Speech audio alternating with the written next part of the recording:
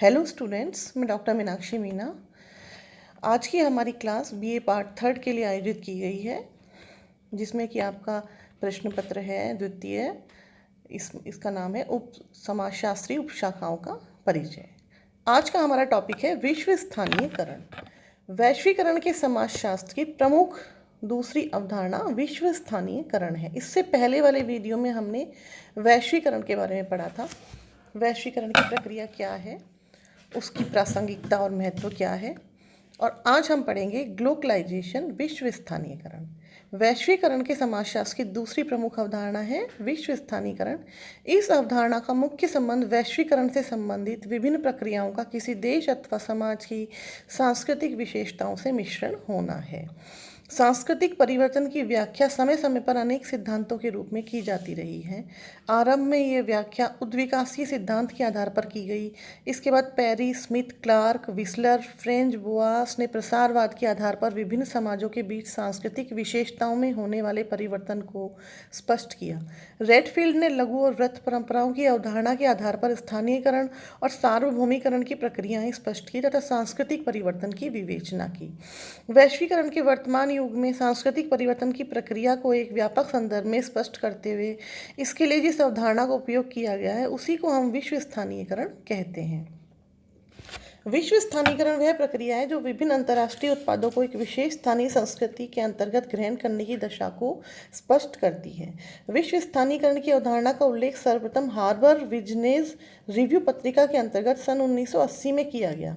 Rowland Robertson वे पहले समाजशास्त्री माने जाते हैं जिन्होंने इस प्रक्रिया को लोकप्रिय बनाने में योगदान दिया। इन्होंने सन 1997 में वैश्वीकरण तथा स्थानीय संस्कृति पर आयोजित एक अधिवेशन में यह स्पष्ट किया है कि विश्व स्थानीयकरण का तात्पर्य वैश्वीकरण की प्रक्रिया का स्थानीय संस्कृति से सह अस्तित्व होना है। इसका तात्पर्य है कि कुछ विशेष सांस्कृतिक तथ्यों की प्रकृति सार्वभौमिक होने के साथ ही उसमें स्थानीयता की प्रवृत्ति भी जुड़ जाती है। तब इस दशा को हम विश्व स्थानीयकरण कहते हैं।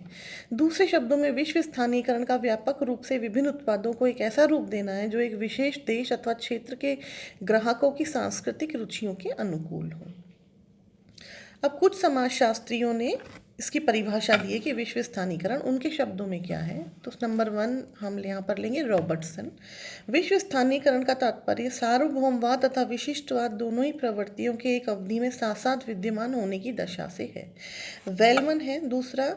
वेलमन कहते हैं कि विश्व स्थानीयकरण वह प्रक्रिया है जिसके अंतर्गत किसी विशेष उत्पाद या सेवा का वितरण विश्व स्तर के संगठन से होने के साथ इसका स्थानीय बाजार एवं उपभोक्ताओं से इस तरह समायोजन किया जाता है जिससे उसे स्थानीय प्राथमिकताओं के अनुरूप रूप दिया जा सके।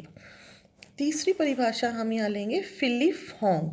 विश्व स्थानीयकरण वैश्विक पूंजी तथा स्थानीय बाजार के बीच समन्वय स्थापित करने की एक प्रक्रिया है। चौथा है विक्टर रुडोमेटोफ ने अपनी पुस्तक प्रचलित समाजशास्त्र में विश्व स्थानीयकरण को वैश्वीकरण के आंतरिकरण के रूप में परिभाषित किया है। स्पष्ट है कि जब वैश्विक उत्पादों को स्थानीय संस्कृति से समायोजन करते हुए उन्हें लोकप्रिय ढंग से प्रस्तुत किया जाता है तब इस दशा को हम विश्व स्थानीयकरण कहते हैं। यह सार्वभौमिकरण तथा स्थानीयकरण की एक संयुक्त प्रक्रिया है। इस प्रकार जब किसी एक विशेष समुदाय अथवा क्षेत्र द्वारा किसी वैश्विक विशेषताओं को अपनी सांस्कृतिक विशेषता को छोड़े बिना एक संशोधित रूप में ग्रहण किया जाने लगता है तो इस प्रक्रिया को विश्व स्थानीयकरण कहा जाता है। विशेषताएं। विश्व स्थानीयकरण की जो अवधारणा है उसकी विशेषताएं क्या हैं।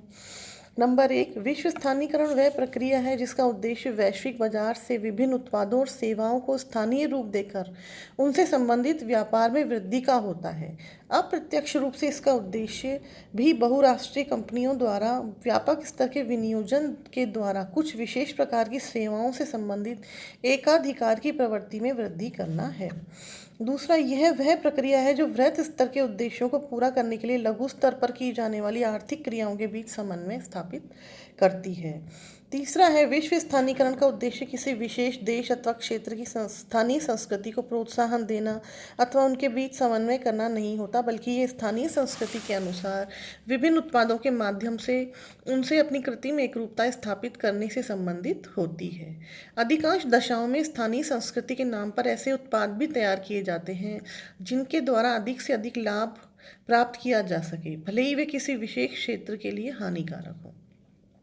चौथी विशेषता है विश्व स्थानीयकरण के बढ़ते हुए प्रभाव का माध्यम जनसंचार के वे साधन हैं जो आकर्षक विज्ञापनों के द्वारा लोगों को यह प्रेरणा देते हैं कि कुछ प्रमुख उत्पाद स्थानीय संस्कृति के अनुकूल होने के साथ ही परंपरागत ढंग से बनाए जाने वाले उत्पादों की तुलना में अधिक उपयोगी अथवा स्वास्थ्यवर्धक हैं।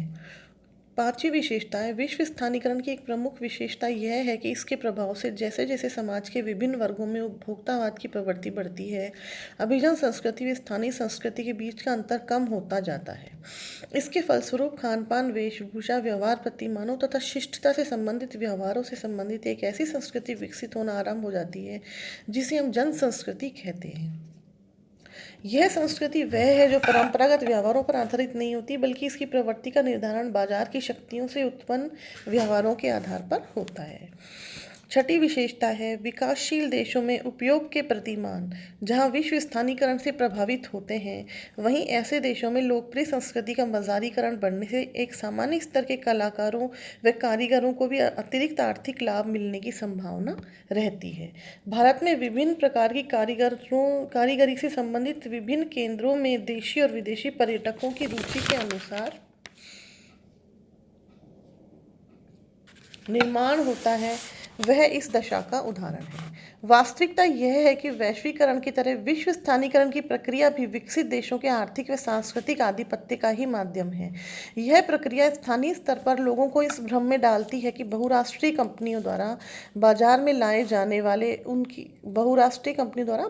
लाए जाने वाले उत्पाद तथा उनकी स्थानीय संस्कृति के अनुकूल होने के साथ साथ उन्हें आधुनिक भी बना रहे हैं, लेकिन अपनी आंतरिक रूप से इस प्रक्रिया से संबंधित अधिकांश पक्ष जन सामान्य के हित में नहीं होते। जो विचारक विश्व स्थानीयकरण को सांस्कृतिक स्वायत्तता की निरंतरता के रूप में देखते हैं, उनका दृष्टिकोण केवल एक पक्षीय तथा पश्चिमी रंग में रंगा होता है। भारत में आज ग्रामीण व नगरीय सभी क्षेत्रों में फास्ट फूड जैसे Maggi, pizza, burger, Manchurian, pasta का उपयोग बढ़ रहा है। साथ ही कोका कोला, पेप्सी, डिब्बा बंद पेय पदार्थ जनसाधारण के लिए बेहद हानिकारक है। तो ये थी हमारी आज की जो विश्व स्थानीयकरण की अवधारणा है उसकी विशेषताएं। आज की क्लास में इतना ही। नमस्कार।